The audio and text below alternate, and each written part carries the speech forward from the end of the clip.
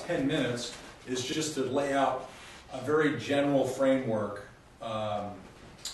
relating to early history. This is history before Abraham. So, and really, primarily when it relates to the archaeological record, we're looking at the period from the end of the flood to Abraham. Because the flood, being worldwide and global, would have wiped out any civilizations prior to that, and we just don't find, we're not going to find anything in the archaeological record from the pre-flood period. So this period of time is kind of a mystery, archaeologically speaking, because most of the data has been interpreted from an evolutionary standpoint. And so it assumes the evolutionary development of man. But if we take the biblical view of man being created in the image of God, the way that the account of Genesis is, we have a different view of the big picture of history. And so Justin is going to talk about some of the suggestions of what do we do with these Stone Age artifacts, cavemen, and things of this sort.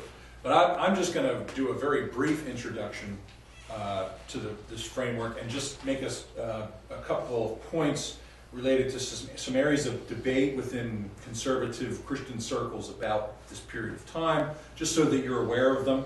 I'm not going to be dogmatic about any of it, but I just want to bring your awareness to some of the debate.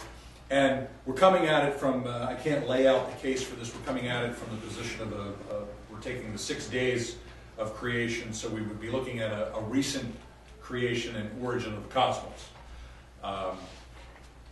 That obviously has an impact on how long man has actually been around and how long his remains from the archaeological record are there. So if one tries to interpret the biblical account with a longer time frame, then you've got longer periods of time. But we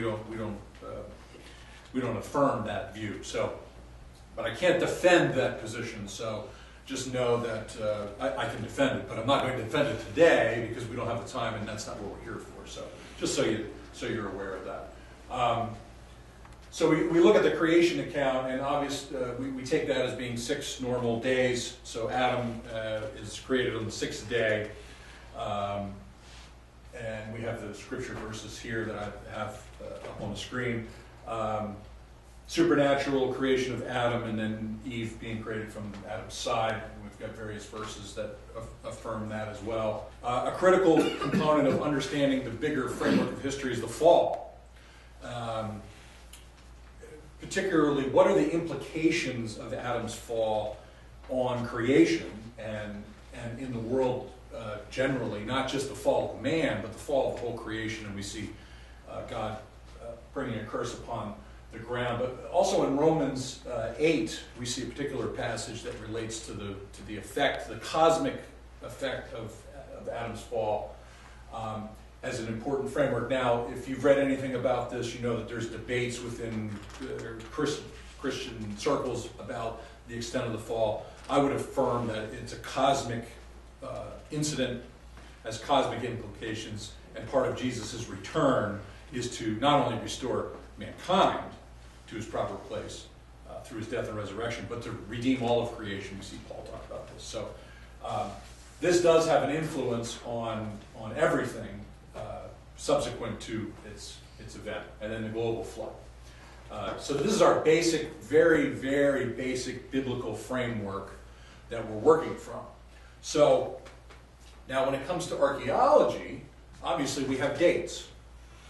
Justin talked a little bit about that. And the handout that that we have, the second handout that you have there, now this is from Abraham forward. But if you just look at it, you see that there's proposed dates by the archaeologist, and then we try to synchronize it with the Bible. So we have the same issue with this flood to Abraham period of time. What is the length of time?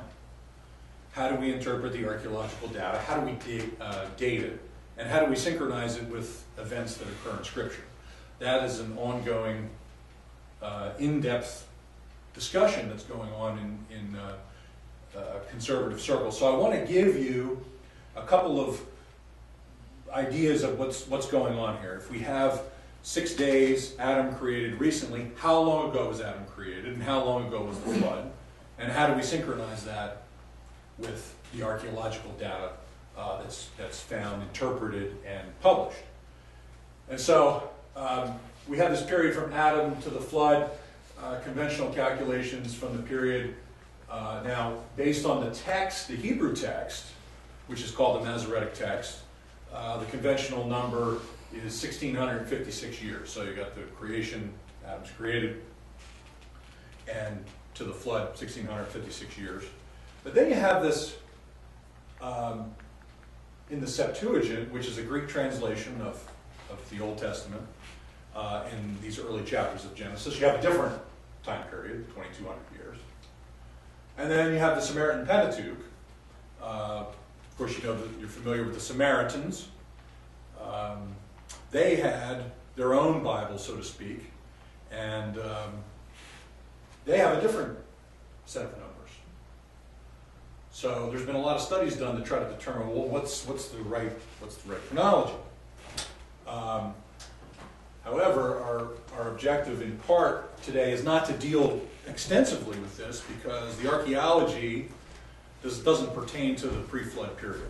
So I'm bringing this up because we have kind of a parallel problem, if you will, when you compare Genesis 5 and Genesis 11. So the period doesn't really affect the archaeological dates, but there seems to be a difference in these texts that have been preserved over history. So how do we know which text most faithfully represents the original?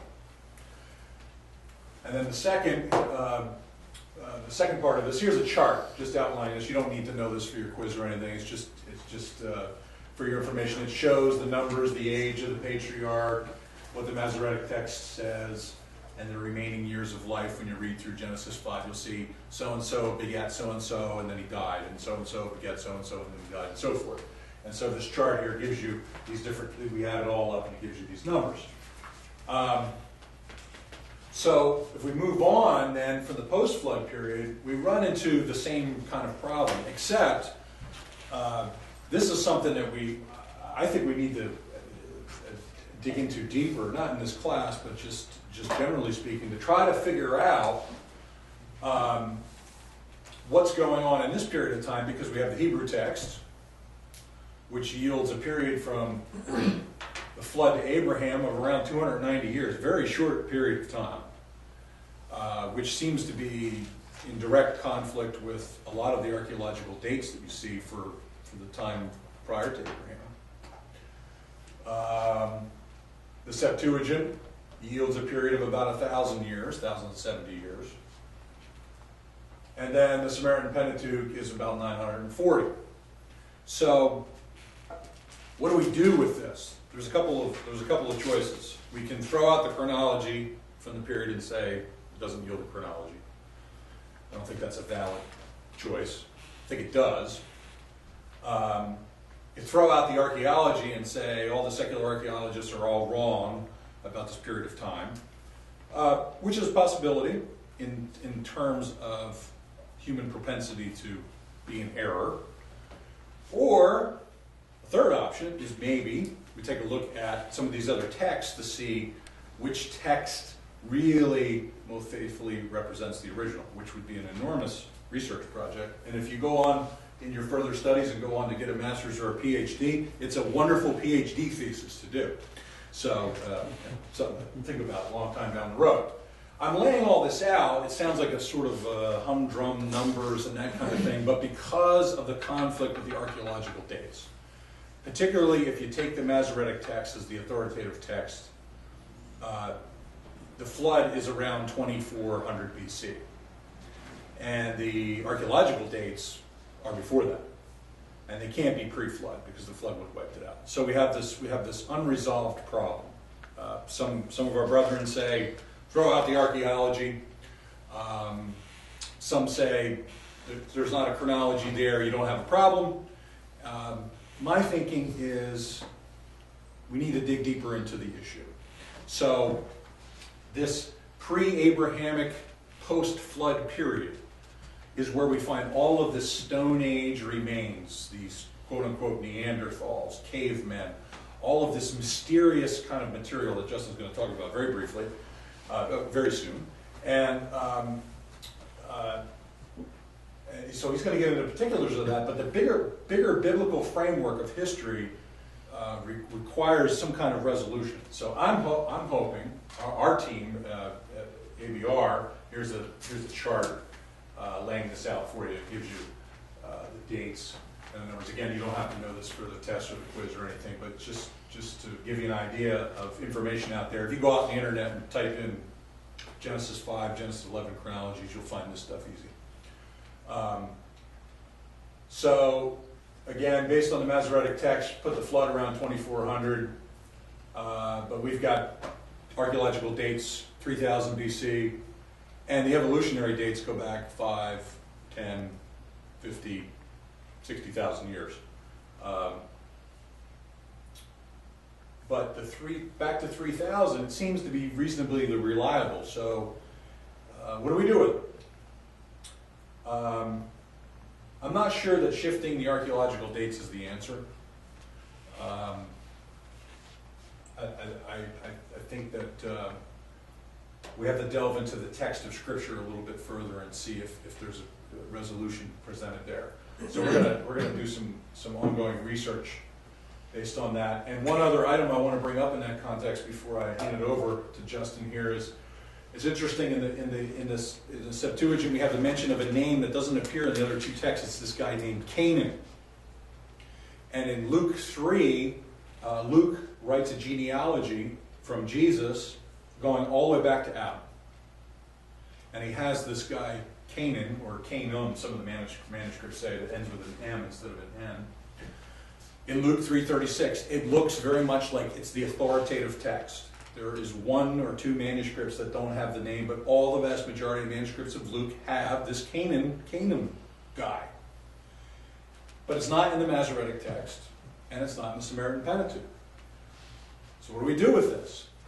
This is the inspired, authoritative New Testament text, and we have this name that doesn't appear in these other manuscripts of the Old Testament.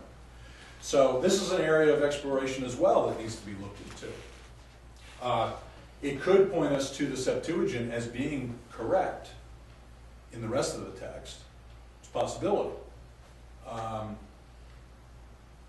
And so again, the situation is rather complex, but it's a fascinating study because there it is in Luke. You read through it. You read your footnote of the text. It will tell you about this a little bit. So I think it's the authoritative text in Luke. And so it leaves us with this somewhat of a mystery that needs to be resolved. So we're going to continue to do research on this, but the fundamental point of all this, I know it seems a little esoteric, and I didn't want to get into this too humdrum a detail, but it's really important for you to be aware of this debate and this uncertainty because of the conflict of the archaeological dating. And so, and the other important thing is that most of these archaeological remains from this period of time are interpreted wholly as in an evolutionary context, ape men and all that other kind of stuff. So there's a great opportunity in the Christian community, scholarly community, to do research in this area, to reinterpret this data in a biblical way. But getting some of this chronology straightened out is one of our first priorities, I think.